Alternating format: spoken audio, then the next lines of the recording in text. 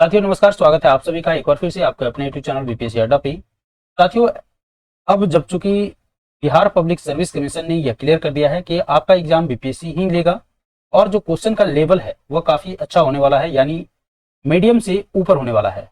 क्योंकि बीपीएससी के चेयरमैन ने साफ किया है कि स्टूडेंट से ज्यादा नॉलेज होना चाहिए टीचर को। तो समझ सकते हैं कि यह एक हिंट, स्टूडेंट से ज्यादा नॉलेज होना चाहिए टीचर को, जबकि सिलेबस सेम होता है दोनों। इसीलिए आपकी तैयारी जो है, अगर आप चाहते हैं कि नौकरी अपनी पक्की करने के लिए, तो जीके जीएस की तैयारी शुरू कर दीजिए। और इसीलिए आज हम सेट 1 लेकर आए हैं। सारे क्वेश्चनों का डिस्क्रिप्शन हम देंगे, डिस्क्रिप्शन के साथ सारे क्वेश्चनों को बनाने वाले हैं। तो तैयार हो जाइए। जीके जीएस का यह पहला है। बिहार स्पेशल का ऑलरेडी हमने 3 दे दिया है। अगर आप में से किसी ने नहीं देखा है तो आप उसे जाके देख लीजिए। तो साथियों, पहला क्वेश्चन है आपके लिए, सुल्तान की उपाधि धारण करने वाला प्रथम मुस्लिम शासक कौन था? आपके पास ऑप्शन है अल्पतगिन, सुबुक्तगिन, मोहम्मद गजनबी, मोहम्मद गोरी या उपयुक्त में से कोई नहीं, उपयुक्त में से एक से अधिक।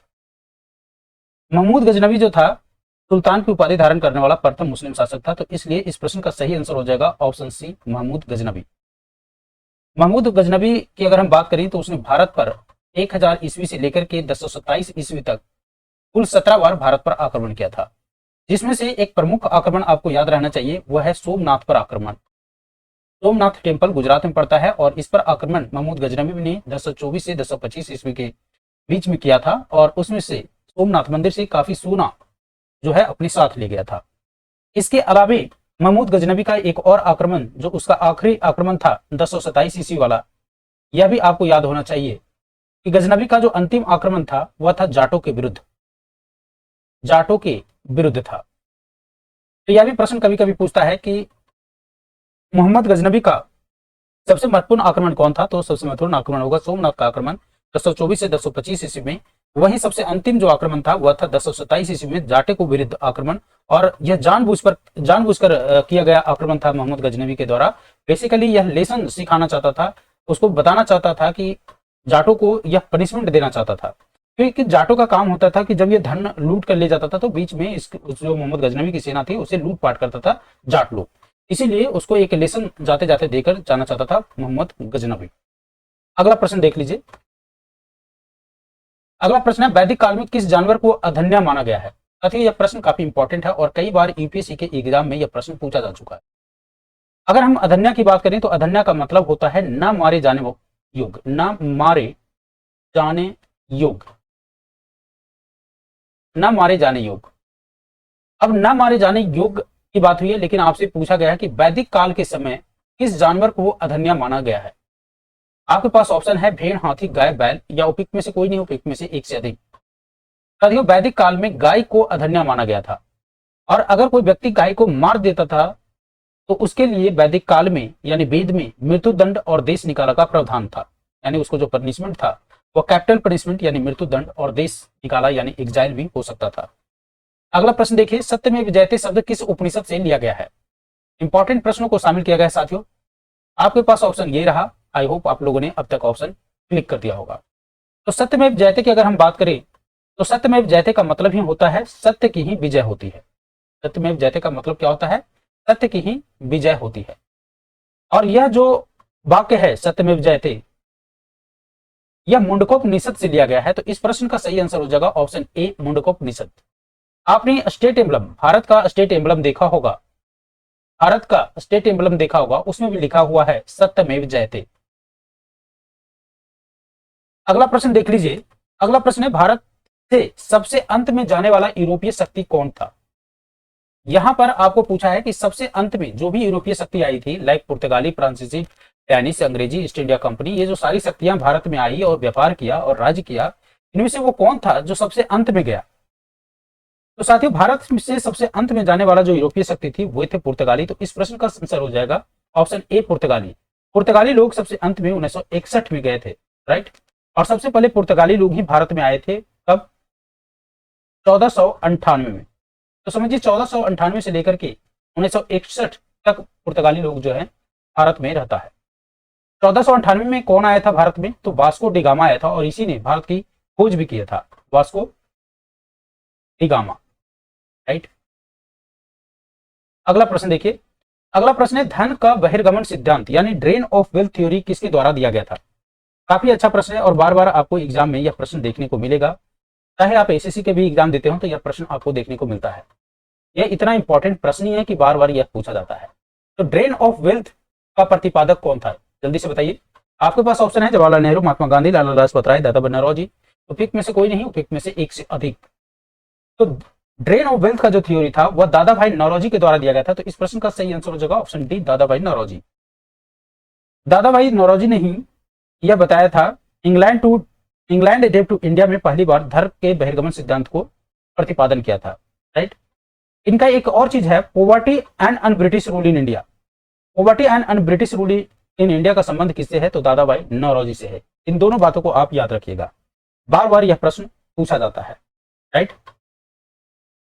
अगला चलिए, अगला देख लीजिए। अगला है, आधुनिक भारत में स्थानीय शासन का जनक किसे कहा जाता है? तो मॉडर्न इंडिया में स्थानीय शासन का जनक किसे कहा जाता है? Lord Curzon, Lord Ripon, William Bentinck या लॉर्ड क्लाइव? जल्दी से बताइए। आधुनिक भारत में स्थानीय शासन का जनक किसे कहा जाता है? तो साथियों, आधुनिक भारत में स्थानीय शासन का जो जनक है वह लॉर्ड रिपन को जाना जाता है। तो इस प्रश्न का सही आंसर हो जाएगा ऑप्शन बी, लॉर्ड रिपन को आधुनिक भारत में स्थानीय शासन का जनक कहा जाता है। अगला प्रश्न देखिए। अगला प्रश्न है, चूक का सिद्धांत या हड़प नीति, डॉक्ट्रिन ऑफ लैप्स आपने पढ़ा होगा, डॉक्ट्रिन ऑफ लैप्स। अब आपको यह बताना है कि डॉक्ट्रिन ऑफ लैप्स जो है, यह सिद्धांत जो है किसके द्वारा दिया गया था? Lord Curzon, Lord Dalhousie, William Bentinck या लॉर्ड क्लाइव? साथ ही यह फेमस थ्योरी है, चूक का सिद्धांत या हड़प की नीति हिंदी में बोलते हैं, डॉक्ट्रिन ऑफ लैप्स ही बोला जाता है जिसको। यह जो थ्योरी था लॉर्ड डलहौजी के द्वारा दिया गया था। तो इस प्रश्न का सही आंसर हो जाएगा ऑप्शन बी, लॉर्ड डलहौजी। यानी चूक का सिद्धांत या हड़प नीति का सिद्धांत किसके से संबंधित है? तो लॉर्ड डलहौजी से संबंधित है। अगला देखिए, अगला प्रश्न है, 1857 की क्रांति स्वतंत्रता की पहली लड़ाई थी। यानी 1857 की जो क्रांति थी वह स्वतंत्रता की पहली लड़ाई थी। यह कथन किसका है? आपको यह बताना है, यह किसने कहा था कि 1857 की जो क्रांति थी वह स्वतंत्रता की पहली लड़ाई थी? T R Holmes, W Taylor, R C Majumdar, John Lawrence या कोई और? जल्दी से बताइए। 1857 की क्रांति आपको मालूम होगा, 1857 की क्रांति के क्या है? 1857 की जो क्रांति है बैरकपुर से शुरू होता है। सैनिकों द्वारा चर्बी वाले जो कारतूस है उनके प्रयोग करने से इनकार कर दिया जाता है और इसी केस में मंगल पांडे जो है एडजुटेंट पर हमला करते हैं और उनकी हत्या कर देते हैं। बाद में आप देखेंगे कि मंगल पांडे को फांसी की सजा हो जाती है और फिर बाद में 10 मई को मेरठ से 1857 की क्रांति की शुरुआत होती है। वहीं 12 मई 1857 को विद्रोहियों के द्वारा दिल्ली पर अधिकार कर लिया जाता है। एक प्रश्न जो 1857 की क्रांति से यह भी बनता है कि 1857 की क्रांति का प्रतीक क्या था? तो इस प्रश्न का आंसर हो जाता है कमल और रोटी। यहां आपसे प्रश्न पूछा गया है कि 1857 की क्रांति स्वतंत्रता की पहली लड़ाई थी, यह कथन किसका है? तो इस प्रश्न का आंसर हो जाएगा आपको ऑप्शन ई। अब ऑप्शन ई क्यों होगा? क्योंकि टी आर होम्स ने भी यह बोला था, डब्ल्यू टेलर ने भी नहीं बोला था, आरसी मजूमदार ने भी यह नहीं बोला था, जॉन लॉरेंस ने भी यह नहीं बोला था। यानी उपयुक्त में से कोई नहीं है। तो इस प्रश्न का सही आंसर क्या होगा? तो इस प्रश्न का सही आंसर हो जाएगा बीडी सावरकर। यह प्रश्न, इस तरह का प्रश्न आपको एग्जाम में देखने को मिलेगा। इस प्रश्न को मार्क कर लीजिए। देखिए, इस प्रश्न में एक खास करके चीज यह भी है कि आपके ऑप्शन का भी प्रयोग करना है। इसी तरह का आपके ऑप्शन में रहने वाला है। 1857 की क्रांति जो थी स्वतंत्रता की पहली लड़ाई थी, यह कथन बीडी सावरकर जी का था। वहीं पर अगर हम आरसी मजूमदार की बात करें तो आरसी मजूमदार ने कहा था कि तथाकथित प्रथम राष्ट्रीय स्वतंत्रता संग्राम ना तो प्रथम था और ना ही राष्ट्रीय थी और ना ही स्वतंत्रता संग्राम था। यह जो शब्द है आरसी मजूमदार का था। लेकिन बीडी सावरकर ने कहा था कि 1857 की क्रांति स्वतंत्रता की पहली लड़ाई थी। अगला देखिएगा। अगला प्रश्न है, जयप्रकाश नारायण का संबंध किस पार्टी से था? ठीक है, जयप्रकाश नारायण तो बार बार आपके एग्जाम में पूछा ही जाता है। जयप्रकाश नारायण का चूंकि संबंध बिहार से था, इसीलिए जयप्रकाश नारायण से तो प्रश्न पूछे ही जाएंगे। साथियों, आपको मालूम है कि जयप्रकाश नारायण ने एक पार्टी की स्थापना की थी, कांग्रेस समाजवादी पार्टी, और इस कांग्रेस समाजवादी पार्टी से ही इनका संबंध था। तो इस प्रश्न का सही आंसर हो जाएगा option D, Congress Samajwadi party.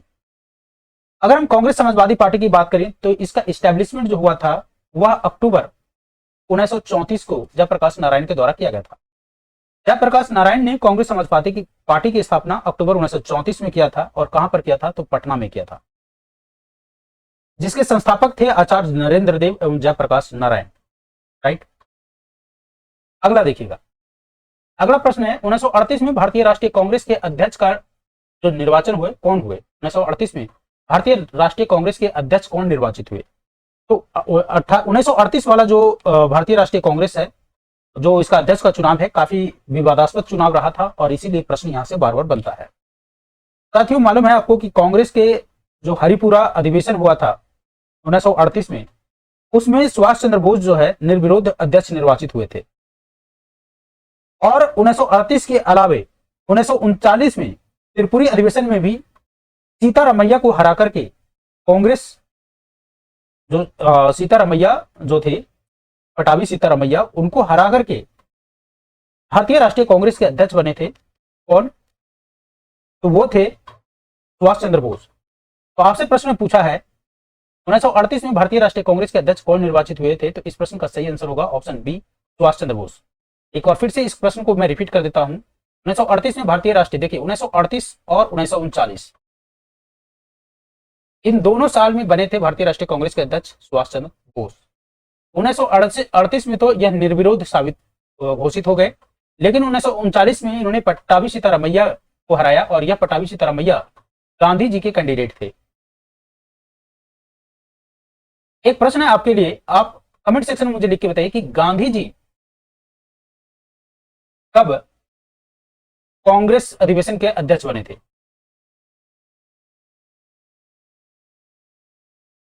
यानी कांग्रेस अधिवेशन की अध्यक्षता कब किया था और कहां पर किया था?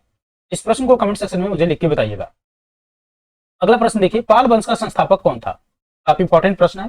पाल वंश का संस्थापक कौन था? आपके पास ऑप्शन है धर्मपाल, गोपाल, देवपाल, महिपाल या उपयुक्त में से कोई नहीं, उपयुक्त में से एक से अधिक। साथियों, अगर हम पाल वंश की बात करते हैं तो पाल वंश की जो स्थापना था 750 ईस्वी में हुआ था और इसकी स्थापना गोपाल के द्वारा किया गया था। गोपाल ने ही पाल वंश के स्थापना किया था और इस पाल वंश की राजधानी जो है मुंगेर में थी। याद रखिएगा, पाल वंश की राजधानी कहां पर था? तो मुंगेर में था। और पाल वंश के संस्थापक कौन था? तो गोपाल था। गोपाल ने ही उदंतपुरी विश्वविद्यालय की स्थापना किया था और यह उदंतपुरी विश्वविद्यालय कहां पर था? तो बिहार शरीफ में था, जिसकी स्थापना पाल वंश के संस्थापक गोपाल के द्वारा किया गया था। और बाद में आप देखेंगे कि नालंदा और उदंतपुरी विश्वविद्यालय को बख्तियार खिलजी के द्वारा ध्वस्त कर दिया जाता है। अगला प्रश्न देखिएगा, एलोरा का गुफा किस राज्य में स्थित है? साथियों, एलोरा का गुफा बार बार प्रश्न पूछा जाता है। एलोरा का गुफा से, एलोरा की गुफा की अगर हम बात करें तो एलोरा की गुफा जो है वह महाराष्ट्र में है। एलोरा और अजंता आपने सुना होगा, तो एलोरा, अजंता और एलिफेंटा तीनों, एलोरा लिख देता हूं यहां पर, एलोरा, अजंता और एलिफेंटा, ये तीनों के तीनों जो गुफाएं हैं वह कहां पर है? महाराष्ट्र में है। एलोरा की खास करके अगर हम बात करें तो एलोरा में कुल 34 गुफाएं हैं। इन 34 में 1 से लेकर के 12 तक का संबंध जो है बौद्ध धर्म से है। इसके अलावे 30 से 34 तक का नंबर का जो गुफा है उसका संबंध जैन धर्म से है। वहीं बीच वाला यानी कि 13 से लेकर 29 तक का जो गुफा है उसका संबंध किससे है? तो 13 से लेकर 29 तक का जो गुफा है उसका धर्म हिंदू धर्म से है। तो यहां पर समझिएगा, एलोरा की गुफा में जैन धर्म, बुद्ध धर्म और हिंदू धर्म तीनों का समावेश है। अगला प्रश्न देखिएगा, अच्छा, अगर आपसे पूछे कि एलोरा की गुफा का निर्माण किस वंश में हुआ था? तो राष्ट्रकूट वंश के समय हुआ था। यह भी प्रश्न आपको कभी कभी देखने को मिलेगा। अगला प्रश्न देखिएगा, गुलाम वंश से है। तो गुलाम वंश की स्थापना कब हुआ था? जल्दी से बताइए, गुलाम वंश की स्थापना कब हुआ था? साथियों, आपको मालूम होगा, आपने अगर गुलाम वंश पढ़ा होगा तो गुलाम वंश की स्थापना 1206 ईस्वी में कुतुबुद्दीन ऐबक के द्वारा किया गया था। कुतुबुद्दीन ऐबक के द्वारा किया गया था। कुतुबुद्दीन ऐबक के द्वारा किया गया था और वह गौरी का गुलाम था। कुतुबुद्दीन ऐबक कौन था? तो मोहम्मद गौरी का गुलाम था, राइट। और इसने कब स्थापना किया था गुलाम वंश का? तो 1206 में। अगला प्रश्न देखिए, अगला प्रश्न है, सुदर्शन झील का निर्माण किसके द्वारा करवाया गया था? काफी इंपॉर्टेंट प्रश्न है आपके लिए, खास करके बिहार टीचर के लिए एकदम एक इंपॉर्टेंट प्रश्न है। और अगर आप 69th बीपीएससी भी देने वाले हैं उसके लिए भी यह काफी इंपॉर्टेंट प्रश्न है। सुदर्शन झील का निर्माण किसके द्वारा करवाया गया था? जल्दी से मार्क कीजिए आंसर को। आई होप आपने आंसर मार्क किया होगा। साथियों अगर सुदर्शन झील की बात करें तो सुदर्शन झील का जो निर्माण है मौर्य के समय चंद्रगुप्त मौर्य के समय इसका एक सेनापति था पुष्यगुप्त।